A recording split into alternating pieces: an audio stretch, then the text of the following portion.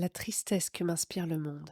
Bonjour et merci de me retrouver pour ce rendez-vous de Nico un point c'est tout. Pour ceux qui sont familiers avec cette chronique, vous savez sans doute que j'ai tendance à penser cette rubrique un peu comme une boîte à outils, comme une sorte de manuel d'autodéfense militant dont le but est de contrer des arguments ou éléments de langage de nos adversaires politiques, un peu comme un fact-checking ou la mise en exergue des caricatures qui sont faites de nous ou de nos propos et a fortiori de notre programme. Enfin, modestement j'entends. Aussi, je vois généralement cet exercice comme une occasion de présenter des faits qui ne sont pas connus de tous, j'espère. Parfois, je pense quelque peu cette chronique, mais à un degré moindre, comme à une invitation à la réflexion sur certains sujets. Quelques épisodes en témoignent. Aujourd'hui, mon approche est un peu différente, et ponctuellement, ce que je vous propose va prendre une autre forme. C'est plutôt une forme de bilan à base de choses personnelles et émotionnelles. Une mise en commun axée sur le ressenti et le sentiment humain, on va dire. Après tout, ce sont des notions qui sont des sources de motivation de mon engagement. C'est comme cela que JLM est venu me sortir de ma torpeur ou apathie, que lui et d'autres ont contribué à me donner une représentation politique, ainsi qu'à m'engager. Je sais, cela peut paraître étrange de ma part, que je souhaite aborder ce sujet de la tristesse que m'inspire le monde, alors que je suis loin de laisser ma part au combat, loin d'être magnanime avec ceux dont les idées diffèrent des miennes dans des proportions trop importantes, loin d'ignorer les trolls, que je ne suis pas celui le moins frontal de la confrontation d'idées, d'autant plus si on considère mon penchant à l'ironie qui pique, que le combat en question revêt un caractère violent et parfois sans concession, en particulier sa partie qui se situe sur le terrain des réseaux sociaux et autres sections commentaires de grandes plateformes, qui sont un peu comme des rings où les châtaignes virtuelles volent de toutes parts et de tous les côtés. Il va sans dire qu'on peut parfois regretter certaines choses, sans pour autant pouvoir s'en tenir à l'écart, qu'on a tous un degré de contradiction auquel faire face, en particulier dans notre camp, puisqu'on évolue dans un environnement hautement capitaliste et que nous rejetons ce système économique, en particulier sous sa forme néolibérale actuelle. Pourquoi sommes-nous si méchants?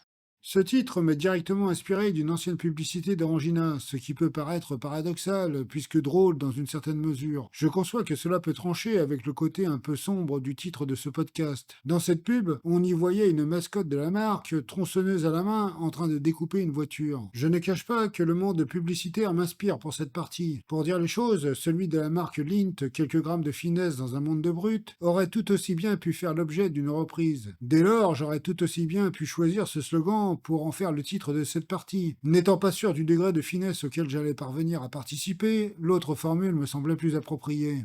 La vérité est que la violence et la cruauté de l'être humain interpellent assez régulièrement. La période actuelle ne manque définitivement pas d'exemples pour illustrer ce que j'avance. À l'heure où le changement climatique est un défi quasi inextricable, qui nécessiterait que tous les peuples s'unissent et tirent dans le même sens, qu'ils soient dans l'entraide et la fraternité, pour tenter d'infléchir ce qui accourt, c'est assez globalement tout l'inverse auquel on assiste. Repli nationaliste, achat d'armes massif de pas mal d'acteurs sur la scène internationale, élaboration d'armes nucléaires, etc.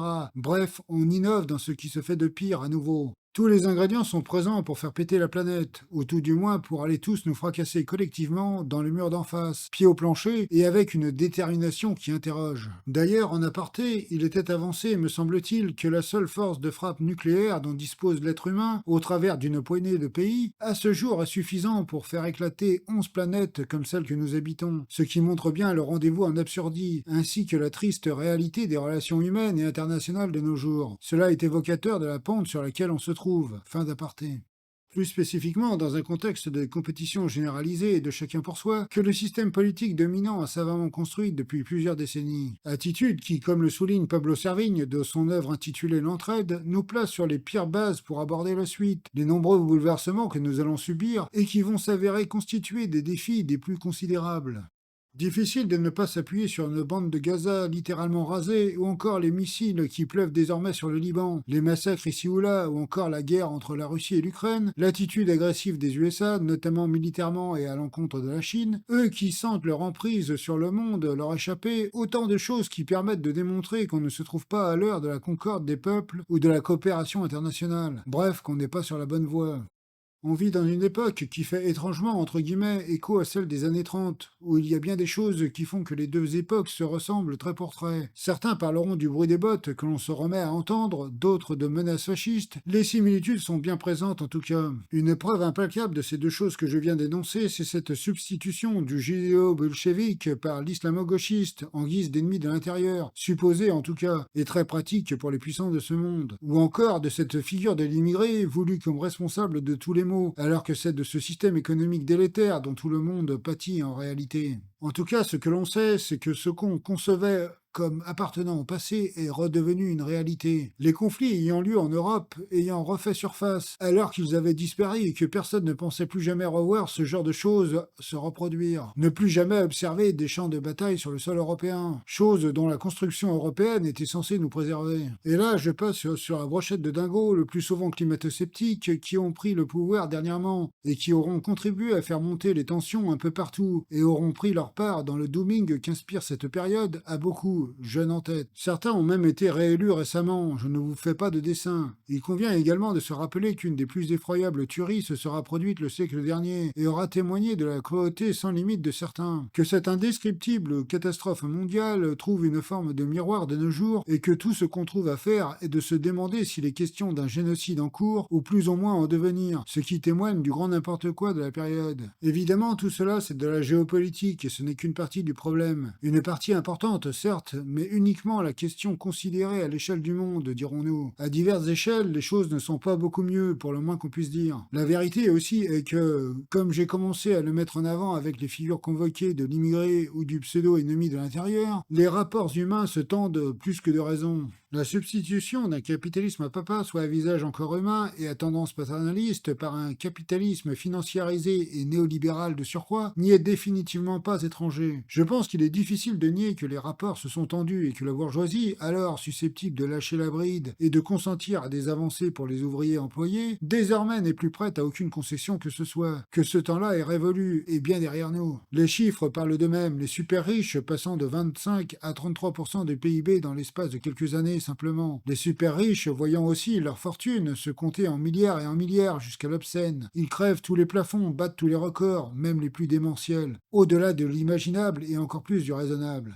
On a tous pu constater la violence des rapports qui se sont instaurés avec des cadences accrues, de la pression, des deadlines, des objectifs toujours plus fous et insoutenables à atteindre, des non-remplacements suite à des départs et le boulot des gens qui s'en vont, dispatchés sur ceux qui ont la chance ou le malheur de rester en fonction des cas de figure, le tout résultant sur l'apparition de nouvelles formes de maladies et surtout d'ordre psychologique tels que le burn-out, malaise vraiment devenu on ne peut plus commun, la vie au travail étant rythmée par les injonctions folles et l'immédiateté, tout étant fait aussi pour que plus aucun répit ne soit accordé à la machine humaine. Bref, la vie des gens sacrifiés sur l'autel du profit et une violence quotidienne faite à tous, d'autant que, parallèlement, l'armée de réserve ne voit pas franchement ses rangs s'amoindrir, bien au contraire, et que l'IA, dans un tel contexte, est une épée Damoclès sur la tête de presque tous. Ce qui est important de souligner est que les emplois de bureau étaient assimilés, il fut un temps, à une avancée, un mieux-être, la fin des douleurs physiques et des corps torturés par la dureté de l'activité professionnelle, mais que cette avancée aura été renversée par la frénésie de l'appât du gain et de la productivité. La rentabilité à tout crin, jusqu'à l'absurde même, puisqu'on escompte rendre les services rentables de nos jours. En outre, en guise de rapide incise, paradoxalement, toute cette technologie mise en œuvre, toutes ces automatisations, mécanisations et robotisations, n'auront en fin de compte fait que déboucher sur des souffrances accrues au travail, même sur le plan physique, ce qui est un comble. En particulier alors que ces processus étaient censés correspondre à tout l'inverse, supposés être une aide et un bien-être. Bref, ce qui devait atténuer la souffrance humaine, aux mains des capitalistes et névrosés de l'accumulation, allait réserver tout le contraire au bout du bout. La chasse au temps perdu, assez grandement symbolisée par le décompte du temps passé et jusqu'aux toilettes, par les employés de certaines plateformes mondiales et multinationales, ou encore incarnée par la perte de dignité que constitue le port de couche sur nombre de boulots à la chaîne, et la déshumanisation qui va de pair. De la chasse au temps perdu et de la recherche de la productivité, de la rentabilité à la chasse aux individus, il n'y a qu'un pas. Le malheur manifeste des employés étant le débouché naturel de tout cela.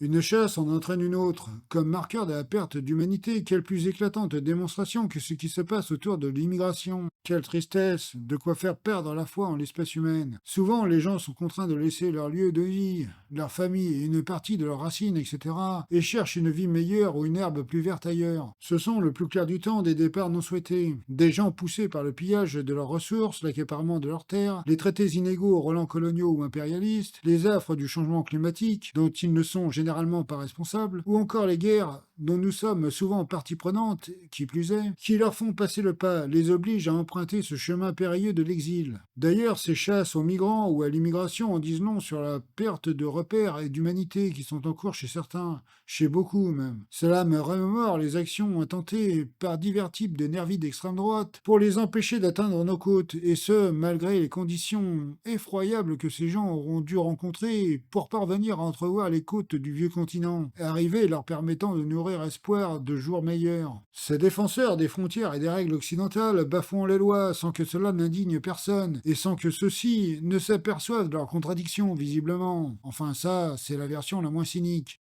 On se demande comment on en arrive à cultiver tant de haine et tant de rejet pour être impliqué dans de telles initiatives et d'aller s'en prendre physiquement à des pauvres airs. Des gens qui ont connu misère, souvent esclavage, agression sexuelle, parmi tant d'horreurs et de souffrances, sans oublier leur vie mise en danger par les conditions de fortune. Ce qui est triste aussi, c'est que ces haines, conflits et mésententes sont présents pour ainsi dire partout et à tous les échelons.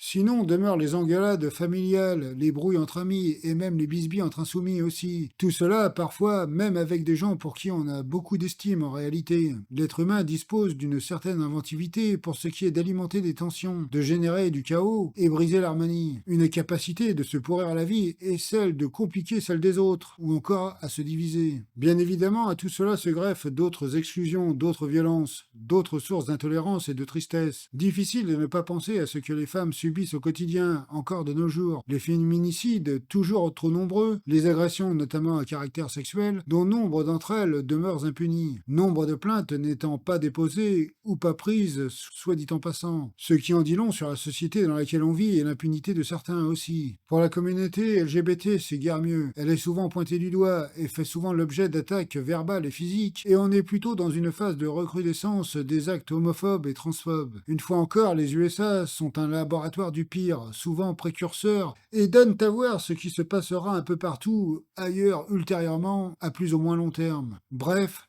en matière de méchanceté, le genre n'est pas épargné. J'imagine sans mal que certains vont jusqu'à faire du mal sans même en être conscients. Pour moi, c'est une bonne transition vers le point qui suit. L'homme étant un loup pour l'homme, pour reprendre cette célèbre formule, on ne s'étonne pas que celui-ci ne se comporte pas de manière reluisante avec les autres espèces animales. Ainsi, on ne s'étonne qu'à peine de la 6e extinction de masse qui se produit à l'heure actuelle. La cruauté envers les animaux est un fait difficilement contestable. On voit même des éleveurs qui nous parlent de leur intérêt pour leurs bêtes et qui leur offrent des conditions absolument abominables. On sait les difficultés énormes qui sont les leurs, surcharge de travail, isolement, endettement, et j'en passe et des meilleurs, mais tout de même. Les conditions que les plus engagés dans le système productiviste proposent sont une maltraitance plus qu'évidente. Quand on voit le modèle d'élevage qui est la norme de nos jours, il me semble que tout est dit. Je me demande alors s'ils proposeraient de telles conditions à leur propre famille ou enfants, et considéreraient les aimer. Voir des porcs, poulets, vaches entassés à longueur de temps, ne pouvoir se mouvoir, faute de place, ne jamais voir la lumière du jour ou ce genre de choses, est tout aussi problématique que dérangeant. Interroge sur notre idée de l'humanité, puisqu'il s'agit là d'une maltraitance qui ne devrait pas être acceptée à l'encontre d'êtres sensibles, envers qui que ce soit ou quoi que ce soit d'autre même. Bon, en même temps, quand on voit le système carcéral tel qu'il est, on comprend que si on inflige de telles conditions à des individus de la même espèce,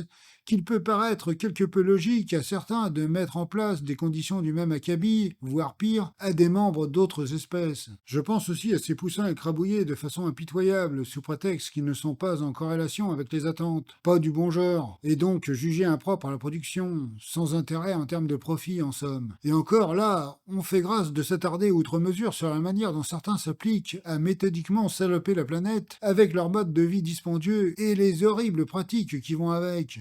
200 entreprises multinationales sont responsables de 80% des effets de serre. Des giga-riches qui ont une empreinte carbone aussi grande que 50% de la population, en dépit de leur nombre limité. Riches qui ruinent l'écosystème à coups de jets privés, de yachts ou de jet-skis et autres absurdités de ce registre. Plaisirs ostentatoires qui traduisent leur volonté de ne pas s'empêcher de saloper la Terre et visiblement de choisir un exil futur dans l'espace. Ceci au lieu de se contraindre quelque peu et de rester parmi les terriens. Donc faire en sorte de garantir la viabilité de l'écosystème compatible avec la vie de tous. L'escapade des Bezos et autres milliardaires nantis témoigne selon moi de cette frénésie des super riches et tente à me conforter dans l'idée qu'ils vont tenter une sécession d'un autre genre, ou que, du moins, ils en ont l'idée. Quand on a dit tout cela, il va sans dire qu'il y a plus que de raisons de broyer du noir et ressentir une profonde tristesse sur l'état du monde, concernant ce que se fait subir la communauté humaine. Des lueurs d'espoir.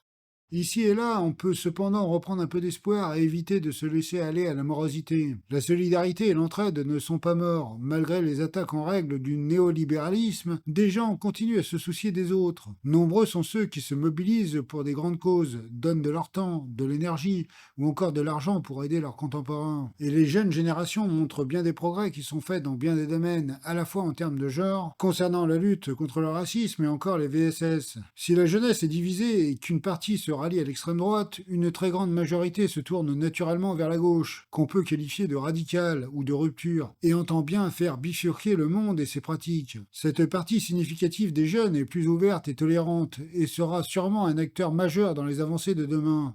D'ailleurs, la gauche de combat renaît dans bien des environnements. Elle reprend des couleurs et c'en est une des manifestations. Le PTB, qui sans cesse progresse en Belgique, tout comme la FI en France, sont des signes encourageants et laissent entrevoir de l'espoir dans de nombreux autres pays. Comme à son habitude, cela bouge en Amérique latine.